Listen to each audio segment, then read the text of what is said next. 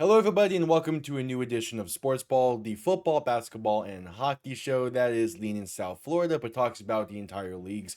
I am the host, Blake Uzanski, and for this one, we're talking about the NFC East today, going through their offseason and what I feel like their upcoming season could be, as well as my division predictions. But before we start any of that, a little tip of the cap, and even though I'm not wearing any hats here, for the Florida Panthers, man, back to back, love to see it. And also, shout out to the Oklahoma City Thunder for winning the 2025 NBA championship. Both teams played really hard this season and fully earned it. So, yeah, shout out to them. And now let's get talking about football. All right, so same way we did the AFC East, we're going to start off with a team that finished last in the division, and that is the New York Giants. They completely overhauled the QB room this year by bringing in Jameis Winston and Russell Wilson, plus they drafted Jackson Dart. So the QB room is going to be something to keep an eye on this year. And really, how many games is Russ and Jameis going to play this year? And I'm saying that because I don't feel like Jackson Dart is going to start a game this year, at least maybe not until the very end of the season when they want to see what he has in week 18. And that's mainly because he doesn't need to play. You have Russ, you have Jameis. Both of those guys have been NFL starting caliber quarterbacks before. Russ, it was a starter last year for Pittsburgh. Jameis, he can start a few games here and there. He did for Cleveland last year. This is a really great situation for Jackson Dart to be in, even though on paper it doesn't seem that way because of the talent that the Giants have. But I do like that he's going to be able to take a year to just sit and learn behind two really damn good quarterbacks. They do bring back Darius Slayton to make that receiver room a little bit better, a little bit similar to what it was. Plus, they added some other guys to try and improve it in some aspects. But this receiver room is really nothing, really nothing special at the end of the day. Again, it was still a solid, especially if Malik Neighbors can progress. This receiver room is going to be really damn solid. So that's always going to be a positive there. They do bring in some pieces to the offensive line to try and improve that. The main thing is, though, to keep the top guys healthy. And by the top guys, I mean Andrew Thomas and Evan Neal. Those two need to stay healthy out of the tackle spots. And then from there, the rest of the offensive line should be pretty solid nonetheless. The biggest free agent signing that they had was bringing in Javon Holland to try and help the secondary.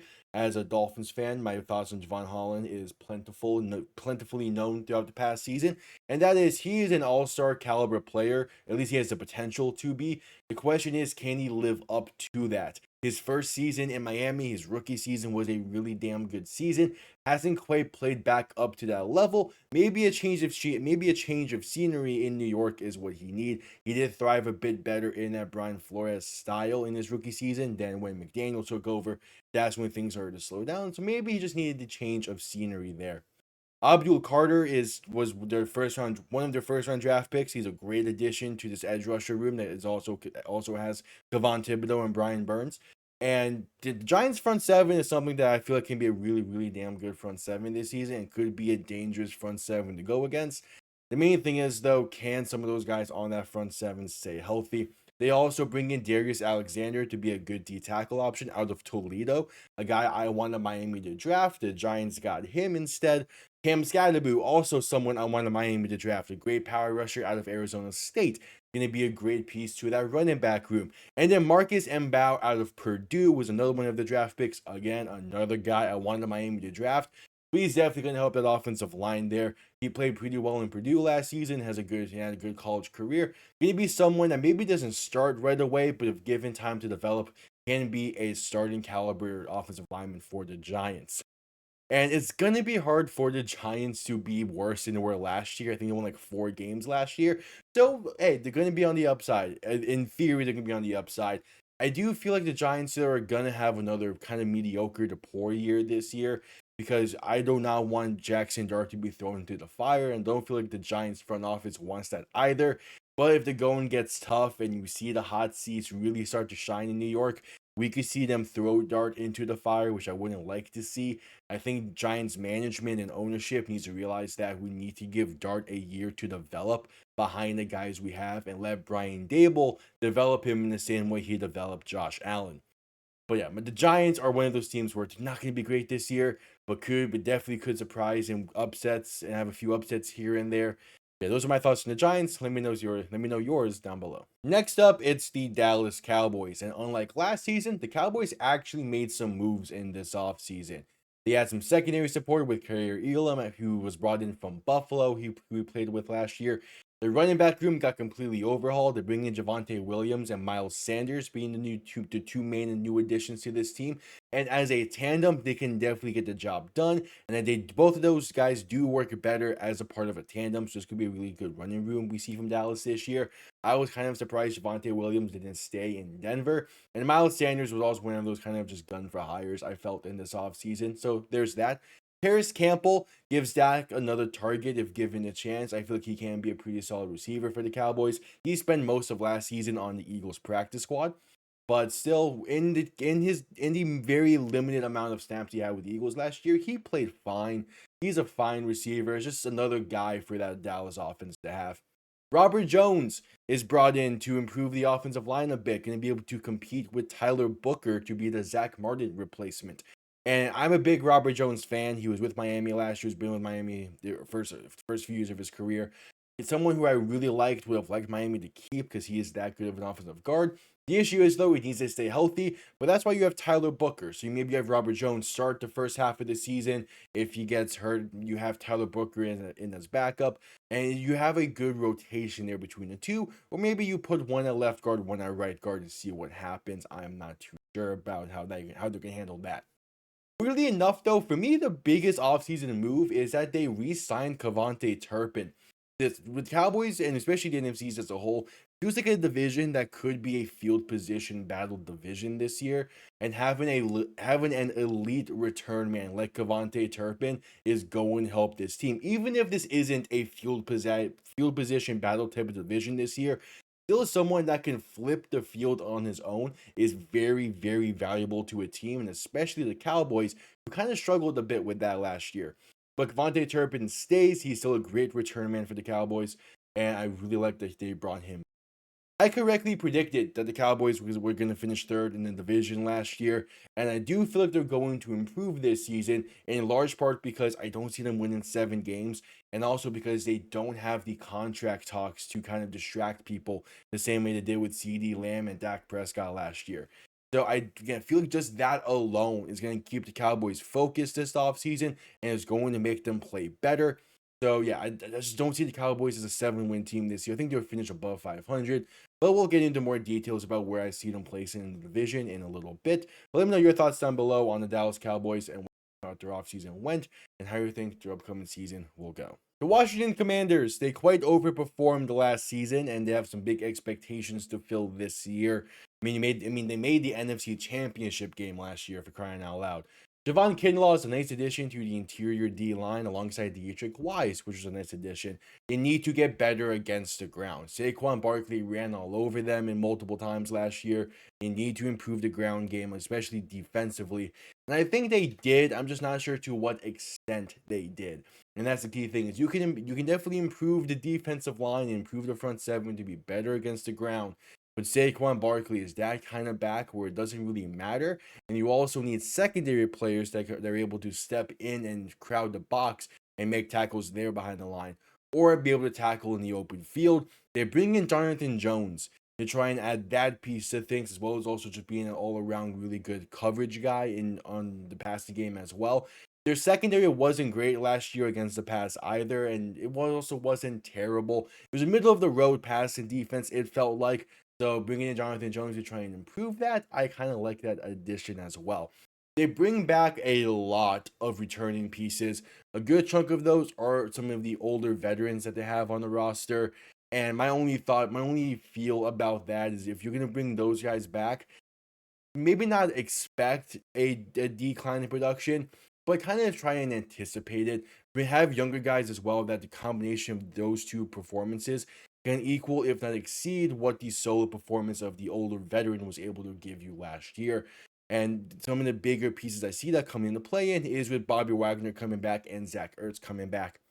They bring in Michael Gallup out of nowhere. It felt like he's out of retirement all of a sudden to add to an already pretty good receiver room to help Jaden Daniels out. And hell, they even continue the idea of helping Jaden Daniels out during the draft. They pick up Josh Connerly out of Oregon to improve the offensive line, and Jalen Lane to improve the receiver room as well.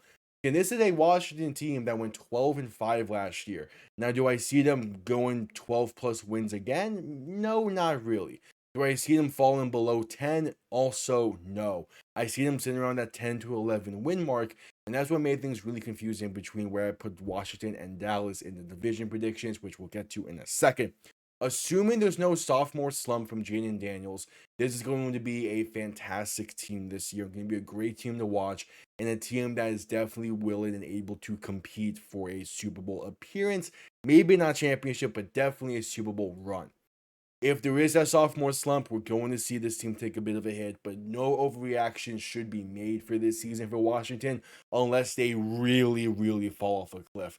I would still say an 8 to 9 win season can definitely be a successful season for Washington, depending on what caused them to get to that point. But all around, let me know your thoughts on the Commanders down below and what you think they will do next season. Now let's get on to the final team. The Philadelphia Eagles, the defending champs, and they look to defend their crown both Super Bowl wise and divisional wise. No team has won back-to-back NFC East titles since 2005, and they have quite a bit of shoes to fill in order to do it. They lost quite a bit from the secondary, but they also have younger guys that are ready to step into those roles already. Harrison Bryant and AJ Dillon were added for more so depth pieces to this offense in terms of Dallas Goedert and Saquon Barkley, respectively. Josh Uche was added in to replace Bryce Huff and to add another veteran piece to a very young defensive front seven. They continue to add to the defense as well. Their first 5 draft picks were defense, including Jahad Campbell, linebacker of Alabama, a guy I liked entering the draft as well. And the offensive players, they keep pretty much the same. Again, they had Harrison Bryant and AJ Dillon. But for the most part, this is the same offense that they had last year, and I really, really can't blame them for doing that. Listen, this Eagles team is going to be a fun team to watch. It is always a fun team to watch, and there's not much to really say about them that others haven't said already, because again, this is, on paper, pretty much the exact same team that they had last year. Main thing is how some of these new additions are going to play in. Adoree Jackson was added to that secondary. How is he going to fit into his role here in New York and Philly? He was from New York. And just all around, just how can this team really play? They have the talent to do it. They have the proven track record. 2 of the last 3 Super Bowls they've been in, winning last year. As long as Saquon and Jalen Hurts are the main 2 in the backfield for this team, they're going to be just fine. The question is going to come later on in the season and how they're going to look then. I have no real issues with this Philly team, no real complaints, no real areas of weakness that I can see. Their defense played incredible last year. Their offense was fantastic. Saquon Barkley had a very fair argument for an MVP if this was any other season besides last year. All around, this was a fantastic team. And that's also real quick. That's another thing I'm just realizing. Saquon had a fantastic season last year, damn near 2,000 yards and all of that. You can't expect the same level of production this year. You're gonna need production to come from the passing game as well. That maybe was my one complaint I had with Philly last year, was an inconsistent passing game. But the Super Bowl they played so well, it made me forget. And that's the way the NFL works. They're gonna need a more consistent passing game because Saquon's not gonna get close to 2,000 yards again. For as much as I love Saquon, you cannot expect teams to play him the same way they did last year. So we'll see how that impacts this team going forward. But at the end of the day, Philly is still Philly. They're still going to be a threat. They won 14 games last year. Will they win 14 plus again? I doubt it. But are they still going to be a playoff team and going to contend for the Super Bowl? Obviously, 100%, no doubt in my mind. Unless injuries happen, this team is going to be a real threat. So let me know how you think about Philly down below. Now let's get to the divisional prediction. I wish I could say this division was easy to predict, but it just wasn't. The top 3 teams in this division, I have them all being close to each other in the standings come the end of November, and that idea of it does really make it tough. Let's start with the easiest part of all this, which is the New York Giants. I feel like they're going to finish last in the division. It's still going to be a good last in the sense that they're a 7-8 win team that happens to finish last. But I just don't see the Giants really standing up to these other 3 teams in this division. Now, again, I kind of like doing the whole, we're talking about the last place, talk about the first place team. So the first place team, I mentioned during the Philly section just prior that no team has repeat since 2005. And I was definitely thinking about not putting Philly at the top spot. I ended up doing it. Philly's at number one for me. I think they're gonna repeat, but it's really the case of they might finish a game ahead of these other two teams. Like, it's gonna be a really tight finish, and I've like Philly. They have the winning pedigree behind them. They have the continued success behind them, and I like Philly, and I like the team that they have built. As a team I'm jealous of massively as a Dolphins fan. I like Philly. I have them finishing first, and then these other two, I was going back and forth the entire way. For as much as I really like Washington, I think their dependence on some of the players from last year are just going to bite them. Noah Igbinoghene had a career year last year. I don't think he's going to keep up that same level of production. I don't think you're going to get the same production from Bobby Wagner or Zach Ertz. It's still going to be really good production, but it's not going to be the same as it was last year. All around, this is a team that is going to need guys to step up. And looking at the depth chart, I'm not really seeing the guys that can step up to the degree I feel like they would need to in order for them to finish second in the division at the very least. I have them finishing third, but still could very easily be a playoff team.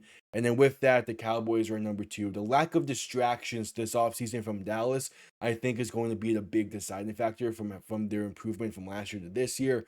All the contract talks from last year really got in the way from them. Now that you don't have to deal with that this year, you can just purely focus on football. I think Dallas will be just fine.